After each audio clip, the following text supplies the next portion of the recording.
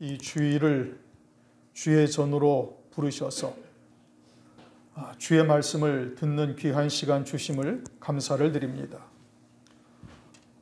성령 하나님께서 이 시간도 함께 하셔서 친히 나타나시고 또 증거하여 주시기를 원할 뿐 아니라 우리의 귀가 할례받은 귀가 되어 하나님의 온전하신 뜻이 무엇인지를 바르게 듣고 깨닫고 또 믿음의 결단을 하며 주님께로 또 한 발자국 가까이 다가갈 수 있는 저희들 되도록 은혜를 허락하여 주시옵소서. 오직 성령 하나님께서 함께 하시며 인도하시고 역사하여 주시옵소서. 감사드리오며 예수님의 이름으로 기도드립니다. 아멘. 네, 오늘은 우리에게 주신 말씀이 창세기 17장 3절 이하의 말씀인데 너와 내 대대 후손 사이의 영원한 언약이다. 이제 이렇게 하나님께서 제목으로 우리에게 주셨어요. 한 20여 년 전쯤인가 미국에 있는 그 아프리카계 흑인들이 자신들의 뿌리를 찾는 일들이 있었습니다. 영화 루트라는 미국의 영화가 상영이 되면서 이제 노예로 미국에 팔려오고 미국 이제 뭐 남미 또 중미 또 북미 쪽으로 노예로 팔려온 자기들의 뿌리를 찾는 일이죠. 사람들이 그렇게 자신의 뿌리를 찾게 되면은 이제 내가 어디로부터 시작되었고 나는 누군가를 이제 알게 되죠. 자신의 정체성을 찾아가는 것이죠. 그것은 육체의 정체성을 찾는 것이고 믿음으로 사는 우리들의 뿌리는 그러면 어디냐? 그리스도인인 우리들의 뿌리가 어디냐? 우리들의 뿌리는 아브라함이 우리의 뿌리인 겁니다. 로마서 4장 11절을 보면은 믿는 모든 자의 조상이 누구냐? 아브라함이다. 성경이 우리에게 그렇게 정의를 내리고 있어요. 하나님께서 아브라함에게 나타나셔서 이제 구체적으로 믿음으로 산다는 것이 무엇인지를 계시하기 시작을 한 겁니다. 그러므로 아브라함이 우리의 영적인 뿌리가 되는 것이죠. 그럼 아브라함의 믿음은 어디에서 시작됐는가? 그것은 하나님의 말씀을 믿는 믿음에서 시작된 거예요. 그러면 우리가 믿음의 후손이요 그리스도 안에서 아브라함의 자손된 자들이라면 우리가 무엇을 믿어야 되는가? 하나님의 말씀을 믿어야 되는 거예요. 하나님의 언약의 말씀을 믿는 것이죠. 그렇다면 아브라함에게 하신 언약의 말씀이 무엇인지를 우리가 자세하게 깨달아야 되는 겁니다. 왜냐? 그것은 곧 나에게도 관계되는 말씀이기 때문에 그러는 것이고 또 아브라함에게 언약하신 그 언약이 과연 내게도 하나님께서 언약하신 언약의 말씀인가? 그 언약의 말씀이 나와 무슨 상관이 있는가? 이것을 우리가 살펴봐야 되는 거예요. 왜냐? 7절을 보니까 나와 너와 네 대대 후손 사이에 영원한 언약을 삼으시겠다고 주님께서 말씀하셨어요. 그 언약의 말씀이 과연 대대 후손이라고 그러니 그것이 누구를 지칭하는 것인가? 과연 이 언약이 내게 유효한 것인가? 이 언약이 과연 나와 어떠한 상관이 있는가를 우리가 말씀을 통해서 정확하게 깨달아야 되고 그 언약이 내게 하신 언약이라면은 그 언약 안에서 아브라함과 같은 믿음으로 우리가 확고히 서 있어야 되는 겁니다. 그게 아브라함의 후손된 자로서 믿음으로 사는 자가 되는 것이죠. 3절 보면은 아브라함이 엎드린데 하나님이 또 그에게 일러 가라사대 내가 너와 내 언약을 세우리니 너는 열국의 아비가 될지라 이제 후로는 네 이름을 아브람이라 하지 아니하고 아브라함이라 하리니 이는 내가 너로 열국의 아비가 되게 하려 함이니라. 하나님께서 이제 아브라함에게 나타나셨죠. 17장에 나타나셔서 하나님께서 아브라함에게 언약을 하시는데 네가 열국의 아비, 많은 민족의 조상이 되겠다 이겁니다. 그런데 그 언약이 아브라함에게만 딱 국한된 것이 아니라 너와 내 대대 후손 사이에 세워서 영원한 언약을 삼겠다고 하나님께서 말씀을 하시는 거예요. 7절에 그렇게 말씀하시죠. 우리는 하나님을 믿되 일반적인 사상이나 보편화된 사상을 쫓아서는 아니 되는 겁니다. 하나님의 말씀에 근거한 확고한 신앙이어야 되는 것이죠. 그러니까 다른 그리스도인들이나 누가 뭐라고 해도 하나님의 말씀에 근거한 믿음이어야 되는 거예요. 왜냐? 아브라함이 하나님의 언약의 말씀을 믿는 믿음의 조상이죠. 믿는 모든 자의 조상인데 그 믿음이란 근거가 하나님의 언약의 말씀인 겁니다. 그러니 하나님의 언약의 말씀에 대해서 우리가 먼저 분명하게 깨달아야 되는데 왜냐? 그것은 하나님께서 심판을 하실 때 반드시 말씀에 근거한 심판을 하시기 때문에 그러는 거예요. 로마서 3장 3절 그럴 수 없느니라 사람은 다 거짓되되 오직 하나님은 참되시다 할지어다. 기록된 바 주께서 주의 말씀에 의롭다함을 얻으시고 판단받으실 때에 이기려 하심이라 함과 같으니라. 그러니까 주님께서 우리를 심판하시는데 무엇으로 심판하시냐면 말씀으로 심판을 하시며 하나님께서도 말씀으로 의롭다함을 얻으신다. 그렇게 말씀을 하고 있어요. 그러니까 대다수의 그리스도인들이 쫓는다고 해서 그것을 쫓아가서는 아니 되는 겁니다. 다수라고 해서 진리냐? 절대 그렇지 아니한 것이죠. 다수가 멸망길로 가는데 그것이 다수라 해서 그들을 쫓아가서는 아니 되는 겁니다. 누가 뭐라 해도 우리는 하나님의 말씀에 근거해서 믿어야 되고 하나님으로부터 복을 받는 자가 되어야 되는 겁니다. 지금 하나님께서 99세 된 아브라함에게 나타나셔서 하시는 말씀이죠. 아브라함이 하나님의 언약의 말씀을 쫓기를 하는데 그전에는 사라의 말을 듣고 이스마엘을 낳기도 했어요. 사라의 종인 하갈과 동침해서 이스마엘을 낳았죠. 아브라함이 75세에 본토 친척 아비집을 떠나서 가나안 땅에 왔어요. 그러면서 하나님께서 그 가나안 땅을 너와 네 후손에게 기업으로 주시겠다라고 말씀을 했죠. 그런데 10년이 지나도 후손이 나오질 않는 거예요. 그러던 차에 사라가 경수가 끊어지고 이제는 아이를 생산할 수 없는 몸이 되자 사라가 하갈과 동침을 해서 이제 아이를 낳았는데 그게 이스마엘이요. 그때가 86세의 아브라함이죠. 75세 본토 친척 아비집을 떠나서 10년이 지난 때인 겁니다. 그런데 그 이스마엘을 낳고서는 하나님께서 그 이후로 13년 동안 하나님께서 침묵을 하셔요. 창세기 16장 끝부분을 보면은 86세인 것을 말씀하시는데 17장 1절을 보면 99세다 이렇게 말씀하시죠. 그러니까 13년이라는 시간이 그냥 하나님께서 아무런 나타나심이나 말씀이나 또는 뭐 이상으로 보이시거나 하지 아니하시고 완전한 침묵이요. 어둠 속에서 아브라함이 13년간을 지나면서 연단을 받은 겁니다. 그리고는 99세에 하나님께서 아브라함에게 나타나셔서 너는 내 앞에서 행하라 완전하라 이렇게 말씀하셔요. 그 의미는 뭐냐면 아브라함이 그 13년 동안의 하나님의 긴 침묵의 기간 동안 연단을 받아서 이제는 완전한 자가 되었다 이런 뜻입니다. 아브라함이 그 연단 가운데 그 침묵 가운데 하나님의 침묵 가운데 온전함에 이르렀으니 이제 너는 내 앞에서 온전하라고 하나님께서 명하시는 거예요. 그리고서는 하나님께서 이름을 아브라함이라 하지 아니하고 아브라함이라고 바꿔주셨어요. 아브람이라는 예전의 이름은 큰아버지라는 뜻입니다. 그리고 아브라함이라는 의미는 이제 열국의 아비, 많은 민족의 아비 이런 뜻인 겁니다. 그런즉 예전에 아브람이라는 이름은 혈육적인 이름이요. 하나님께서 주신 아브라함이라는 의미는 영적인 의미를 갖고 있는 겁니다. 모든 믿는 자의 아비, 그러니까 그리스도 안에서 모든 믿음으로 사는 자들이 아브라함을 누구라고 불러요? 아버지라고 부르게 하시겠다. 하나님께서 그렇게 약속을 한 겁니다. 이제 아브라함이 99세, 즉 하나님의 많은 연단의 과정 가운데 이제 믿음의 사람이 되었고 의인이요 완전한 자가 되어진 것이죠. 전능하신 하나님께서 13년 동안 긴 침묵, 암흑의 기간을 지나게 하시면서 아브라함을 연단하셔서 하나님께서 그렇게 세우신 겁니다. 그 시간이 단순히 하나님께서 침묵하신 것이 아니라 하나님께서 아브라함에게 일을 하셨는데 그 하나님께서 하시는 일은 그 아브라함의 믿음을 온전하게 세우신 것이죠. 그의 신앙이 완전히 바뀌어졌고 이제는 열국의 아비가 될 정도의 믿음의 조상의 자리에 아브라함이 이르는 겁니다. 그러자 하나님께서 그 이름을 아브라함에서 아브라함으로 바꾸어 주신 겁니다.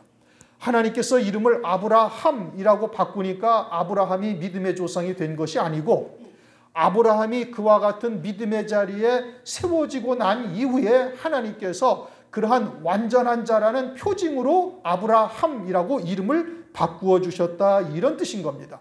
그 관계를 정확하게 알아야죠. 오늘날 많은 목사들이나 그리스도인들이 자기 이름을 바꿔요. 믿음이 좋은 성경상 믿음이 좋은 사람들의 이름을 본따 가지고 바꾸기도 하고 뭐 여러 가지 이유로 자기 이름을 바꿔서 그렇게 불러달라고 이야기를 합니다. 그런데 그러면 성경에서 하나님께서 아브라함이라고 이름을 바꾸어 주신 이유는 그와 같은 믿음의 자리에 이르렀기 때문에 바꾸어 주신 것이지, 이름을 바꾸어 주니까 그와 같은 믿음의 자리에 이른 것이 아니다 이겁니다. 그러니 오늘날 그렇게 이름을 바꾸는 많은 목회자들이나 그리스도인들은 이 동양 철학, 이름을 바꾸어 놓으면 사람이 복을 받는다는 등 뭐 이와 같은 동양 철학에 기인해서 그렇게 하는데 그것은 전혀 성경적이지 않습니다. 하나님께서는 그 이름을 바꾸어 주신 것은 그의 신앙이 그와 같은 믿음의 자리에 딱 섰으니까 그 이름을 그렇게 바꾸어 주신 거예요. 야곱을 이스라엘로 바꾸어 주신 것도 야곱이 20년간 라반의 집에서 많은 고난과 연단 가운데 그 신앙이 자라고, 그리고서는 야복 나루터에서 완전히 환골탈퇴하죠. 옛사람이 완전히 깨어지고 죽은 자가 되어지니 그제서야 하나님께서 이제 네 이름을 이스라엘이라 부르리라 그렇게 말씀을 하시죠. 그러니까 이름을 바꾼다고 신앙이 좋아지는 것이 절대 아니다 이겁니다. 이름을 바꾼다고 신앙이 좋아지는 것이 아니고 하나님께서 그 신앙을 많은 연단 가운데 갈고 닦고 부서뜨려 깨뜨려서 깨어지고 난 이후에 온전한 신앙이 되어지니 그 신앙이 바른 신앙이 되었음을 이름을 통해서 우리에게 계시해 주고 있는 겁니다. 그러니 우리가 그와 같은 이름으로 바꾸어지기 위해서는 그 많은 쇠풀무와 같은 연단의 과정을 지나가야 되는 겁니다. 아브라함이 99세와 같은 이와 같은 믿음의 자리에까지 이르기까지 많은 과정들을 거쳤는데 그러한 과정들을 지나가면서 그 믿음이 연단되어지고 그리고 그와 같은 과정을 끝까지 견딜 수 있어야 되는 겁니다. 그러면 우리가 99세의 아브라함과 같이 하나님이 인정하시는 자리에 서게 되는 것이죠. 그러한 믿음의 자리에 서게 되어졌을 때 하나님께서 아브라함에게 이제 언약을 하십니다. 여기 5절에서는 4절에서는 그냥 내가 너와 내 언약을 세운다 이렇게 말씀하셨는데 7절에 가서는 내가 내 언약을 너와 네 대대 후손 사이에 세워서 영원한 언약을 삼고 너와 내 후손의 하나님이 되리라고 말씀하고 있어요.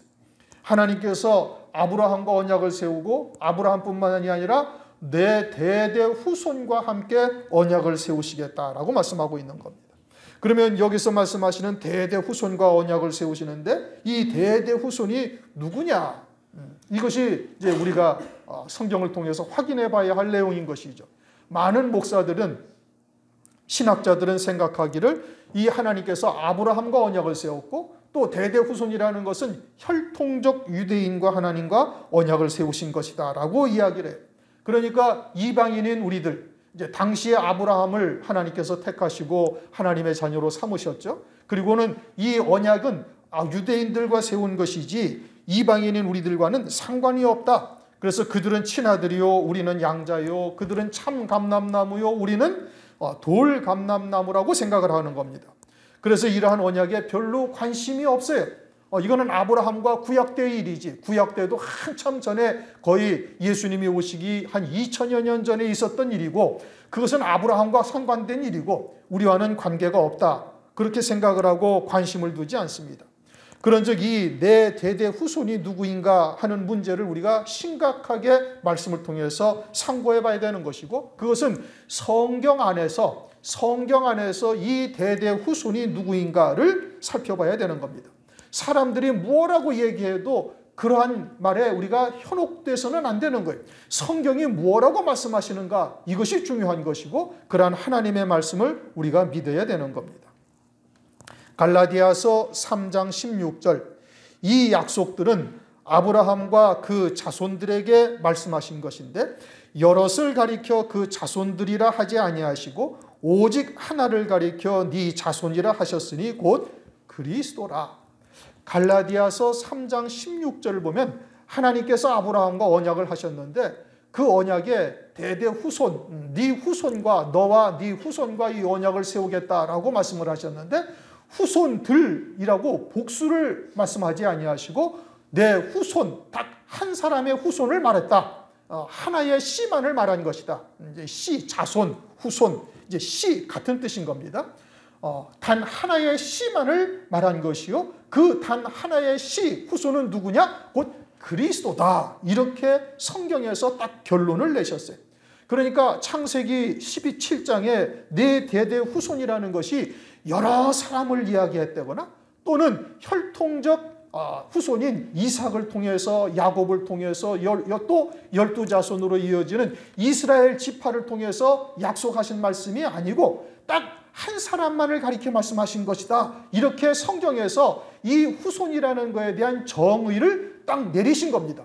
그러니까 사람들이 또는 신학자들이 또는 많은 사람들이 그것이 아니라 유대인들이요 이삭을 비롯해서 야곱으로 이어지고 그리고 12조상 이스라엘 12지파로 이어지는 그들을 말씀하시는 것이라고 모든 사람들이 다 이야기해도 성경은 그렇게 말씀하지 않고 누구라고 말씀하셔요?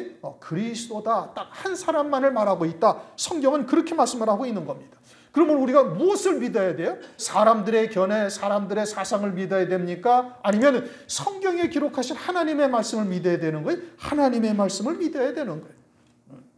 그러니까 하나님께서 내 대대 후손이라는 이 말씀은 누구를 가리키느냐? 예수 그리스도를 말씀하시는 거예요. 그 후손에 대한 정의를 성경에서 내리고 있는 겁니다. 창세기 18장 10절 그가 가라사대 기한이 이를 때 내가 정녕 네게로 돌아오리니 네 안에 사라에게 아들이 있으리라. 하나님께서 아브라함에게 요 다음 18장에서 그렇게 말씀하셔요. 내가 정녕 네게로 돌아올 것인데 그 표징으로 사라에게 아들이 있겠다라고 약속을 하신 겁니다. 지금 이삭으로 이제 훗날 이제 이삭을 낳죠. 아브라함과 사라가 자기 몸에 죽은 것 같음에도 불구하고 그 하나님의 언약의 말씀을 믿음으로 말씀이 능력이 되어져서 잉태하는 힘을 얻게 되어져 가지고 낳은 아들이 누구예요? 이삭이에요. 그럼 이삭이 하나님이 돌아오신 것이냐? 이삭이 하나님이냐? 그게 아니란 말씀이에요. 그러니까 창세기 18장 10절을 자세히 읽어봐요. 그냥 대충 읽어보면은 이삭이 하나님께서 돌아오신 표로구나 라고 생각을 하는데 그것이 아니라 내가 정녕 네게로 돌아오겠다. 하나님께서 그의 백성에게 오시겠다 이 뜻입니다. 그리고 그 표징으로 사라에게 아들이 있을 것이다 라고 말씀하고 있는 거예요. 그러니까 사라가 아들을 낳는다라는 것은 아들을 낳는데 그 아들은 하나님께서 아브라함에게로 돌아오시는 표징으로 낳는 것이지 하나님이 돌아오신 표가 아니다 이겁니다. 그리고는 하나님께서 반드시 아브라함에게로 돌아오겠다라고 창세기 18장 10절에 말씀하신 거예요.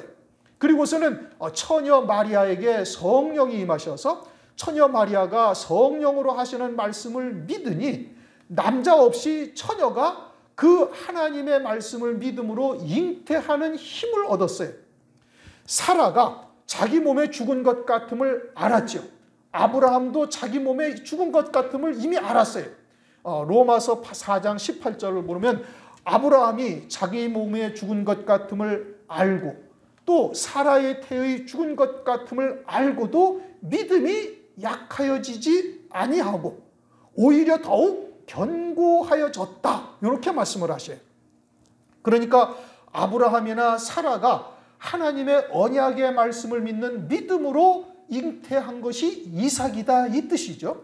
그리고 이제는 마리아가 남자 없이 남자와 동침한 것이 아니라 처녀인 마리아가 성령이 그 안에서 하시는 하나님의 음성을 듣고 그 하나님의 말씀을 믿는 믿음으로 잉태하는 힘을 얻어서 낳은 것이 나사렛 예수요. 그분이 우리의 그리스도다 이 뜻이죠. 창세기 15장을 한번 보십시다. 창세기 15장 4절을 읽겠습니다. 창세기 15장 4절. 창세기 15장에 가서는 아브라함이 이제 그때도 이삭이 태어나기 전이죠. 이삭은 이제 18장에서 언약의 말씀을 믿고 잉태한 것이고 15장에서는 이제 이삭도 아직 이스마엘도 낳기 전입니다. 그때 하나님께서는 아브라함에게 나타나셨는데 아브라함이 뭐냐 하면 이 엘리에셀 다메섹 사람 엘리에셀이 나의 후계자라고 저는 생각을 하고 이 아이를 좀 키우고 있습니다. 이러니까 하나님께서 그 아이가 네 후손이 아니다. 내가 말하는 그 손이 아니다. 그러면서 창세기 15장 4절 다 같이 읽읍시다. 시작. 여호와의 말씀이 그에게 임하여 가라사대 그 사람은 너의 후사가 아니라 네 몸에서 날 자가 네 후사가 되리라고 말씀하셨어요. 한글 번역은 이제 네 몸에서 날 자다 이렇게 말씀을 하셨어요. 그런데 이 몸이라는 단어가 히브리어로 뭐냐면 메에라는 히브리어예요. 이것을 영어 성경에서는 일반적으로 영어 성경에서는 body, 영어로 body를 기록을 해서 네 몸에서 날 자, 우리의 개역 한글 성경과 큰 의미의 차이가 없어요. 그런데 킹 제임스 영어 성경을 보면은 이것을 body, 몸, 육체 이런 뜻이 아니고 뭐라고 기록을 해놓는 거니 bowels라고 해가지고 창자 또는 그 속에 깊은 것, 깊은 무엇 이런 뜻입니다. 그래서 킹 제임스 성경이 히브리어의 메라는 단어의 정확한 뜻을 설명을 하고 있어요. 그러니까 이것은 지금 한글 성경으로 번역된 몸이라는 것이 아니라 아브라함에게 네 속에 있는 깊은 그 무엇으로 낳는 자가 네 후사가 된다 이런 뜻인 겁니다. 그러면 그것은 영적인 의미를 담고 있는 거예요. 아브라함 속에 깊은 속에 있는 것은 무엇이죠? 믿음이죠. 나중에는 자기의 몸에 죽은 것 같음과 사라의 태에 죽은 것 같음에도 흔들리지 아니하고 하나님의 약속의 말씀을 믿는 믿음으로 낳은 자식이 누구예요? 이삭이란 말씀이에요. 그러니까 아브라함 속에 깊은 그 속에 담겨져 있는 것은 무엇이에요? 믿음이다 이겁니다. 그리고 사라가 아니라 마리아가 무엇으로 나사렛 예수를 잉태했어요? 믿음으로 잉태한 거예요. 그러니까 하나님께서 내가 네게 돌아올 터인데 창세기 18장 10절에 내가 하나님이 아브라함에게로 돌아온다 이겁니다. 아브라함에게로 오시겠다 이거예요. 다시 말하면 하나님을 믿는 택한 백성들에게로 하나님께서 돌아오실 터인데 그 표로 이삭을 잉태해서 낳게 하실 거예요.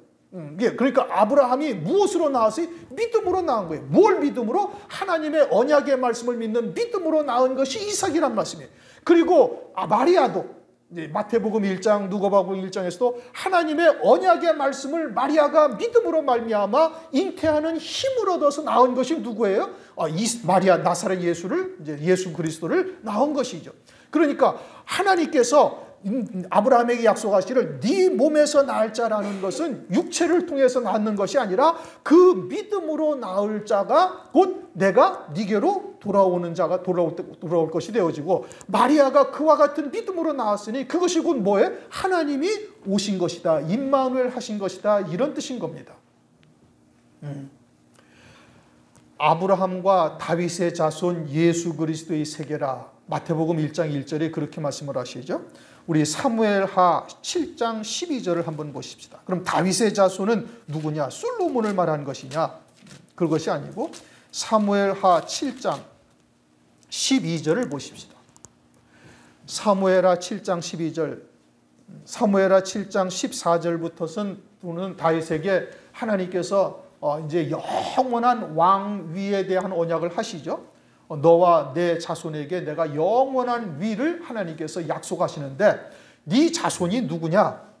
사무엘하 7장 12절 내 수한이 차서 네 조상들과 함께 잘 때에 내가 네 몸에서 날 자식을 네 뒤에 세워 그 나라를 견고케 하리라 하면서 여기서 네 몸에 날 자식을 네 뒤에 세우시겠다 이렇게 말씀하시죠. 여기서도 네 몸이라는 이 히브리어가 뭐냐면 창세기 15장 4절에 아브라함에게 약속하신 그 메에라는 히브리어예요. 그러니까 여기서도 육체로 낳은 자식을 말하는 것이 아니다 이겁니다. 그러면 다윗이 낳은 자식으로서 그 후에 이제 솔로몬이 이제 왕이 되었는데 솔로몬은 물론 이 믿음으로 낳은 자식이에요. 밧세바와 동침해서 솔로몬이 이제 믿음으로 낳은 자식이 되어지고 그리고서는 그 믿음으로 낳은 자식이 누구예요? 이제 예수 그리스도가 온전한 믿음으로 낳은 아브라함과 다윗에게 약속하신 그 언약의 후손이 누구냐? 예수 그리스도인 것을 말씀을 하고 있는 겁니다. 그러므로 처녀인 마리아가 성령으로 하시는 말씀을 믿는 믿음으로 낳은 아들인 예수나 또 창세기 15장 아브라함에게 네 몸에서 날 자가 누구냐? 그것도 역시 마찬가지로 똑같은 믿음으로 낳은 자인 것을 말씀을 하고 있는 것이죠. 그러니까 아브라함에게 하나님께서 언약을 하셨어요. 너와 내 대대 후손 사이에 영원한 언약을 삼으시겠다. 그러신 후손이라는 것은 곧 누구를 말하는 거냐? 그리스도를 말씀하시는 것이다. 이런 의미인 겁니다. 그러니까 이제는 하나님의 아브라함에게 하신 약속은 곧 아브라함과 누구를 통해서 약속하신 거예요? 그리스도를 통해서 약속하신 거예요. 그런데 오늘날 우리가 예수를 그리스도로 믿고 그리스도의 것이 되어져서 그리스도의 이름으로 세례를 받았고 그리스도의 것이 되어졌어요. 그래서 고린도전서 6장 17절 18절 이하를 보면은 이제는 너희는 네 것이 아니라 그리스도께서 값으로 산 그리스도의 것이 되어졌다라고 말씀을 하고 있는 것이죠. 그럼 그리스도의 것이 되어진 우리는 그리스도와 하나가 되어진 존재들인 거예요.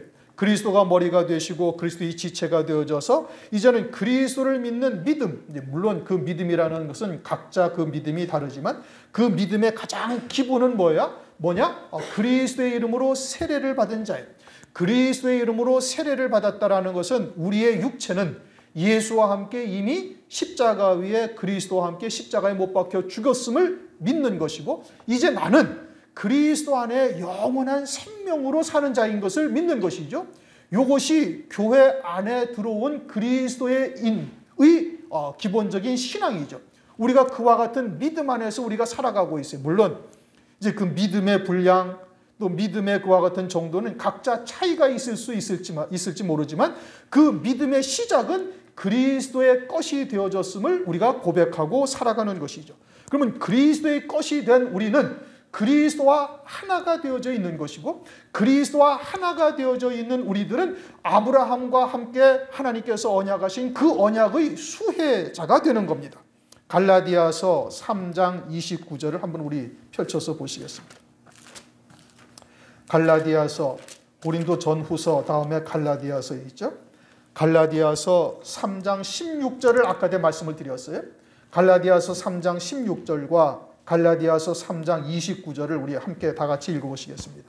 갈라디아서 3장 16절을 먼저 읽습니다. 이 약속들은 아브라함과 그 자손에게 말씀하신 것인데 여럿을 가리켜 그 자손들이라 하지 아니하시고 오직 하나를 가리켜 네 자손이라 하셨으니 곧 그리스도라. 아멘. 그 다음에 29절 읽습니다. 너희가 그리스도께 속한 자면 곧 아브라함의 자손이요 약속대로 유업을 이을 자니라. 자, 그러면은 예수 그리스도를 믿고 세례를 받은 자는 그리스도 안에서 아브라함에게 하신 언약을 그대로 이어받을 수 있는 자가 되어짐을 말씀을 하고 있는 거예요. 아브라함과 함께 그 유업을 받는 자가 되었다 이겁니다. 내가 그리스도인인가? 그러면은 이 언약의 대상이 된다 이겁니다. 이렇게 믿고 깨닫는 자가 이 언약의 당사자가 되는 것이고 그것이 하나님의 언약의 말씀을 믿는 믿음 안에서 사는 자가 되어진 겁니다. 아브라함에게 하신 언약이 지금으로부터 약 4천여 년 전에 아브라함 당사자에게 하신 것이 아니라 오늘 우리에게 예수 그리스도 안에서 나에게 하신 언약이다. 이 언약의 말씀은 내가 믿음으로 받는 자가 되어지면은 어떠한 환경 가운데서도 하나님께서는 이 언약의 말씀을 그대로 이루어 가시는 거예요. 고린도후서 1장 20절 하나님의 약속은 얼마든지 그리스도 안에서 예가 되니 그런즉 그로 말미암아 우리가 아멘 하여 하나님께 영광을 돌리게 되느니라. 성경에 나타난 그 어떠한 약속도 우리가 예수 그리스도 안에서 아멘이 된다 이겁니다. 믿음으로 받는 자에게는 그대로 이루시는 역사가 반드시 나타난다 이거예요. 그리고는 그 믿음은 아브라함과 같은 믿음이어야 된다는 전제가 붙는 것이고 아브라함과 같은 믿음, 다윗과 같은 믿음이 우리 안에 자리하게 되어지면 그 언약은 바로 나에게 하신 언약이요 나를 통해서 반드시 이루실 언약이요 하나님은 그 언약의 백성에게 나는 그들의 하나님이 되고 그들은 나의 백성이 되리라고 약속하시고 있는 겁니다. 그러면 하나님께서 아브라함에게 하신 언약이 무엇이냐? 이 언약은 오늘날 예수 그리스도 안에서 내게 하신 언약이요 이것은 시공간을 초월해서 나에게 하나님께서 직접 그리스도 안에서 내게 하신 언약으로 믿음으로 봐야 되는 것이고 그러면 하나님께서 하신 언약이 과연 무엇이냐? 그것은 이제 6절과 8절에 말씀하고 있는 겁니다. 6절 내가 너로 심히 번성케 하리니 나라들이 네게로 쫓아 일어나며 열 왕이 네게로 쫓아 나리라. 심히 번성케 한다. 이것은 혈육의 번성을 말하는 것이 아니라 아브라함 안에서 즉 영적인 믿음의 조상인 아브라함 안에서 영적인 의미로 심히 번성케 한다는 얘기예요.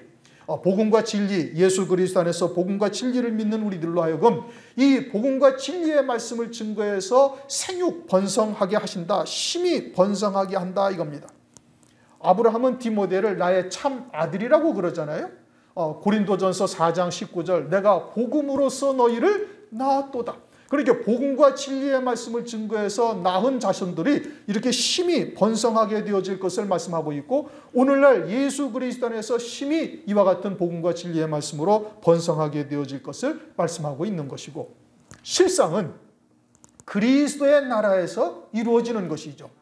예전에도 말씀을 드린 것처럼 혈통적 이스라엘이 70명이 애굽에 내려가서 430년 만에 200만 내지 300만 명으로 부흥한 거예요. 생육번성한 것이죠. 어마어마한 생육번성이 이루어져요. 그러나 장차 천년왕국이 들어가게 되면 1000년 동안 죽음도 없고 고통도 없고 슬픔도 없고 애통함도 없는 주님의 나라가 이 땅에 펼쳐지게 되어지고, 그 1000년의 기간 동안 계속해서 생육번성하게 되어지니 그 1000년의 기간 동안 기하급수적으로 불어나는 그 숫자가 바닷가의 모래보다 더 많게 생육번성하게 되어지는 것이죠. 실상은 그때를 나타내고 있는 것이고, 오늘날은 영적으로 이와 같이 심히 번성하리라. 어떻게? 복음과 진리의 말씀을 증거해서 이와 같이 번성하게 되어질 것을 말씀하고 있고, 나라들이 내게로 쫓아난다, 민족들이 번성한다 이겁니다. 이것은 혈통적 민족, 유대 민족을 말하는 것이 아니고, 창세기 14장을 보면 아브라함을 히브리인이다, 강을 건넌 자다 이거죠. 오늘날로 말하면 영적인 생명으로 사는 자요, 요단강을 건넌 자인 것을 말하는 거예요. 그와 같은 히브리 민족이 오늘날 나라들이 번성하게 되어질 것을 말씀하고 있는 것이죠. 영적인 히브리인, 이것은 세상에서 끊어진 자요, 오직 하늘에 속한 자로 사는 자를 말하는 겁니다. 그들은 죄에 전전긍긍하지 않습니다. 육체를 입고 있는 우리들이니 때로는 실수할 수도 있지만 마귀가 주는 죄책감에 사로잡혀서 침체에 빠지거나 낙심절망하지 아니하고, 오히려 그와 같은 것을 통해서 아직도 육체가 살았음을 깨닫고 회개하고 돌이키며 담대히 은혜의 보좌 앞에 나올 수 있는 믿음을 갖게 하시는 것이죠. 또 세상도 이미 십자가에 못 박았으니 세상의 것에 연연해하지 않습니다. 빈부나 귀천에 처할 줄도 알아서 일체의 비결을 배운 사도 바울처럼 그러한 것으로 미혹하거나 그러한 것으로 핍박을 당한다 해서 땅의 일을 생각하는 자로 살지 아니하는 겁니다. 심지어는 육신의 목숨도 버릴 권세로 버리는 자의 자리에까지 이르게 되어지죠. 요한복음 10장 18절 나는 버릴 권세도 있고 다시 얻을 권세도 있으니 이 계명은 아버지에게서 받았느니라. 그러니까 하나님 아버지의 거룩하신 언약의 말씀을 쫓아 버릴 권세로 버리는 자, 그리고 다시 얻을 권세로 얻는 자의 자리에까지 이룰 수 있다 이겁니다. 우리는 단군의 후손이 아니에요. 배달의 민족이 아니라 그리스도 안에서 아브라함의 후손된 자들이다. 영적인 히브리인이요 성자 하나님께 붙은 자가 되었다, 이 뜻인 겁니다. 그리고서는 또 말씀하시기를 열 왕들이 니게로 쫓아나리라. 다윗 왕과 같은 세상에서의 왕을 말씀하시는 것이 아니죠. 그리스도로 인하여 이와 같은 왕들이 나온다는 것입니다. 그리스도 안에서의 왕을 말씀하는 것이죠. 그리스도 안에서의 영적인 왕인 겁니다. 이것은 이미 우리가 아는 바처럼 예수의 증거와 하나님의 말씀을 인하여 목배임 받은 자들은 첫째 부활이라는 영광을 입게 되어지고, 그 첫째 부활의 영광을 입는 자들은 그리스도의 나라에서 그리스도와 함께 1000년 동안 왕으로 다스리는 권세와 영광을 누리게 되어질 것을 계시록 20장 4절로부터 6절까지 정확하게 말씀을 하고 있는 겁니다. 나머지 죽은 자들은 그 1000년 동안 살지 못하더라. 계시록 20장 5절에서 말씀하고 있어요. 그러니까 순교한 성도들만이 첫째 부활의 영광을 입고, 순교한 성도들은 흰 옷을 입는데, 이 흰 옷이라는 것은 머리에서 발끝까지 하얀 옷이다. 희고 깨끗한 세마포다. 그들만이 어린 양의 아내요 그리스도의 신부로서 혼인잔치에 참여하는 영광을 누리게 되어지고, 그리스도와 함께 1000년 동안 왕으로 다스리게 되어져요. 그런데 이 열 왕들의 나라라는 것은 영원한 왕인데, 그리스도의 나라는 1000년 동안인데 어떻게 그들이라고 말할 수가 있는가? 그것은 첫째 부활의 영광을 입는 자들은 신령한 몸을 입고 주님과 함께 왕으로 다스리죠. 오늘날 우리는 혈육의 육체를 입고 있어요. 그러니까 원죄에 있는 육체를 입고 사는 동안에 우리가 7, 80년을 우리가 힘이 있어서 믿음으로 열매를 맺는다 할지라도 혈육에 속한 시간들이 훨씬 더 많은 것을 부정할 수는 없죠. 그러니까 7, 80년 나면서부터 신앙생활을 바르게 새 피조물이 되어져서 살았다 할지라도 그 7, 80년 기간 동안에도 많은 시간이 마귀의 종으로 사는, 또 성령을 회방하는 죄 또는 짐짓죄와 같은 죄로서 불타 없어질 삶이 많이 있음을 누구도 부정할 수가 없는 거예요. 그런데 신령한 몸으로 1000년 동안 그리스도와 함께 왕으로서 다스리는 그들은 단 1초의 시간적 허비도 로스도 없이 1000년 동안의 시간이 온전히 열매 맺는 삶이 되어지니 하늘나라에서 1000년 동안 그 맺은 영생의 열매가 온전한 영광으로 누리는 자가 되어지니 1000년 동안 세상 이 그리스도의 나라에서 왕으로 권세를 누리는 것과 비교해서 조금도 부족함이 없는 영광을 하늘나라에서 세세토록 누리게 되어진다 이겁니다. 또 계시록 21장, 22장을 보면은 생명수 강가에 있는 나무들이 달마다 열매를 맺는다. 그것은 하늘나라에서 달마다 그 영광이 새로워진다는 뜻이니 날이 갈수록 그 영광은 격차가 더 벌어지고 그리고 그와 같은 영광을 세세토록 누리게 되어지니 영원한 왕위의 영광과 다를 바가 하나도 없음을 말씀하고 있는 것이죠. 그러므로 열 왕들이 내게서 나리라는 이 언약의 말씀이 이제 그리스도 안에서 우리에게 하신 하나님의 언약의 말씀이요, 그 언약의 말씀을 믿는 믿음으로 사는 자들에게 하나님께서 반드시 그 언약이 성취될 것을 아브라함을 통해서, 다윗을 통해서 우리에게 보여주신 것이다 이겁니다. 그런데 이제 문제는 우리가 오늘날 혈육의 몸을 입고 있으니 마귀는 끊임없이 우리 육체를 통해서 우리에게 이와 같은 영광의 자리에 이르지 못하도록, 또 하나님의 언약의 말씀을 받는 수혜자가 되지 못하도록 온갖 방해를 하는 겁니다. 무엇으로 방해를 해? 생각을 통해서. 마귀가 가룟 유다에게 예수를 무엇을 넣어줬다고요? 생각을 넣어준다 이겁니다. 요한복음 13장에 말씀하고 있잖아요. 마귀가 예수를 팔 생각을 넣어주었더라. 그러니까 우리의 생각을 누가 주장할 수도 있어요? 마귀가 주장할 수도 있는 거예요. 그러니 언약의 말씀에서 벗어나게 하고 또 침체되고 슬럼프에 빠지게 하고 좌절, 낙심, 절망, 죄책감, 또는 아이고 나 같은 존재가 어떻게 감히 금멸류관, 아이고 언감생심, 그저 천국에 나가면 다행이지, 요와 같은 생각은 다 누가 주는 거예요? 마귀가 주는 거다 이겁니다. 하나님께서는 나를 그리스도 안에서 볼 때는 흰옷 입은 자와 같은 믿음으로 바라보시는 거예요. 그러니까 완전히 거룩한 자요 예수 그리스도와 비교해서 조금도 손색이 없는 자로 믿는 자에게는 그렇게 하나님께서 보시는 전능하신 하나님이시다 이겁니다. 그리고 우리가 그와 같은 믿음의 자리에 섰을 때 하나님께서 그와 같은 믿음대로 우리에게 이루시는 은총을 우리에게 베풀어 주시는데, 그와 같은 것을 계속 방해하고 있으니 남자답게 강건하라고 성경은 우리에게 권면하고 계시는 겁니다. 마귀를 대적하라. 그러면 우리를 피할 것이요, 하나님을 가까이 하라. 그러면 하나님도 너희를 가까이 하시리라. 너는 내게 부르짖으라. 내가 내게 응답하겠고 네가 알지 못하는 크고 비밀한 일을 네게 보이리라. 너희가 전심으로 나를 찾고 찾으면 나를 만나리라고 하나님께서는 말씀하고 있는 겁니다. 믿음으로 사는 자에게 하나님께서 이루실 언약의 말씀이 무엇인지를, 또 아브라함에게 하신 언약이 내게 하신 언약이라는 것을 확고히 믿음으로 받으시고 그와 같은 은혜를 우리가 이 땅에서 누릴 수 있는 자가 되어야 되는 거예요. 그리고 8절에 말씀하시기를 내가 너와 네 후손에게 너의 우거하는 이 땅 곧 가나안 일경을 주어 영원한 기업이 되게 하고 나는 그들의 하나님이 되리라고 말씀하고 있습니다. 그러면 이 가나안 땅이 중동 지역의 가나안 땅을 말씀하시는 것이냐? 그것이 아니죠. 아브라함에게 하신 언약은 영적인 아브라함, 믿음의 조상인 아브라함에게 하신 언약이고, 그 언약의 실체는 그리스도요, 그리스도 안에서의 하나님의 나라를 말하는 겁니다. 그러면 하나님의 나라에 이와 같은 땅덩어리를 갖다가 뭐 한 1000평씩 2000평씩 이렇게 주시겠다는 얘기냐? 그런 것이 아니죠. 계시록 11장 15절 일곱째 천사가 나팔을 불매 하늘에 큰 음성이 나서 가로되 세상 나라가 우리 주와 그 그리스도의 나라가 되어 세세토록 왕노릇 하시리로다. 이제 이 땅에 그리스도의 나라가 펼쳐지게 되어지고, 그처럼 예수의 증거와 하나님의 말씀을 인하여 환난 날에 목배임 받은 자, 순교한 자들은 첫째 부활의 영광을 입고, 그리스도와 함께 첫째 부활의 영광을 입고 왕으로 다스릴 때 주님께서 그들에게 10고울, 5고울씩 나누어 주어서 그와 같은 왕으로 다스리게 하죠. 왕이요 제사장으로 다스리게 하는 겁니다. 그렇게 1,000년 동안 부활의 몸을 입고 왕으로 다스리는 그 모든 것이 다 영생의 열매가 되고, 그와 같은 영생의 열매를 영원히 누리게 되는 것을 말씀하고 있는 것이죠. 그것이 영원한 기업이 되리라고 우리에게 약속하시고 있는 겁니다.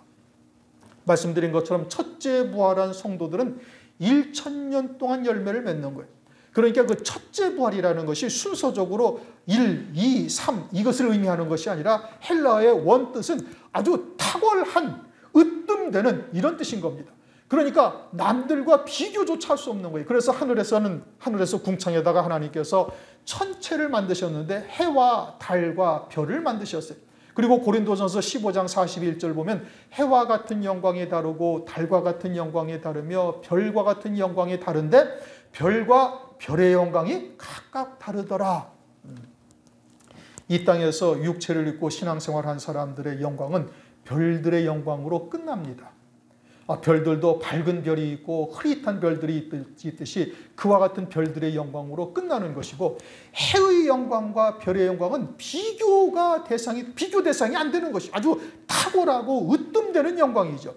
그러니까 첫째 부활의 영광을 입고 1,000년 동안 단 1초의 시간적인 로스도 없이 영생의 열매를 맞은 자들의 영광이 하늘나라에서 해와 같음을 말씀하고 있는 것이고, 1,000년 동안 죽음이 없는 천년왕국에서 혈육의 몸으로 예비처로 갔다가 휴거된 백성들이 이제 1,000년 동안 이 땅에서 혈육의 몸으로 열매 맺은 자들이 달과 같은 영광에 이르게 되어지는 것이고, 이 땅에서 그저 7, 80년 인생 육체를 입고 살다가 영생의 열매를 맺은 자들이, 그 또 진리가 무엇인지를 깨닫고 믿음으로 열매를 맺은 자들이 별과 같은 영광에 이르게 되어지는 것입니다. 그러니까 첫째 부활의 영광을 입는 자들의 영광은 그 어느 누가도 비교조차 할 수 없는 탁월한 영광이 되어짐을 말씀하고 있는 것이죠. 그것을 첫째 부활이다 이렇게 말씀을 하고 있는 겁니다.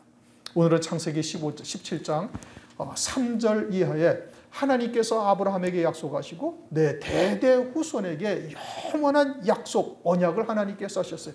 아브라함의 믿음의 근거는 그러한 하나님의 언약의 말씀을 믿는 믿음이 아브라함이 믿음의 근거인 겁니다. 오늘날 우리들도 우리의 그리스도인으로서 믿는 자들의 모든 믿는 자의 조상은 아브라함이고, 우리의 뿌리가 아브라함이요, 아브라함은 하나님의 언약의 말씀을 그와 같이 믿음으로 말미암아 믿는 자의 조상이 되어졌어요.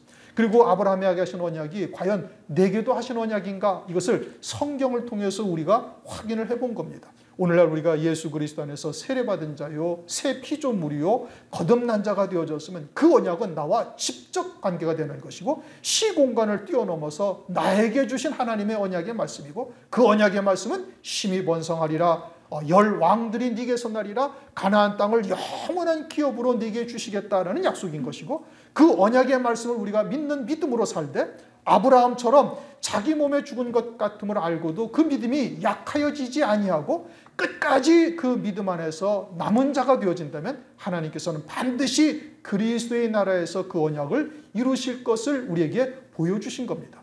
우리가 그와 같은 믿음의 근거가 무엇인지를 정확하게 깨닫고, 이 아브라함에게 하신 언약이 오늘날 내게 주신 하나님의 언약의 말씀이라는 그 믿음으로 환경이 어떠하든 나 같은 자가 어찌 감히, 그러한 생각이 아니라 하나님의 언약의 말씀은 예수 그리스도 안에서 아멘 하여 영광을 돌린다, 반드시 이루어진다 이겁니다.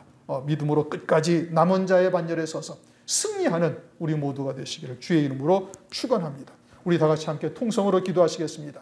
이러한 언약의 말씀이 내게 주신 말씀으로 믿음으로 받으시고, 그리고 어떠한 환경 가운데서도 흔들리지 아니할 것과, 그리고 위와 같은 하나님의 말씀을 통해서 끝까지 남은 자의 반열에 서서 내 눈으로 이루어지는 것을 목도할 때까지 하나님께서 성령으로 충만케 해주실 것을 이 시간 함께 통성으로 잠시 기도하시겠습니다.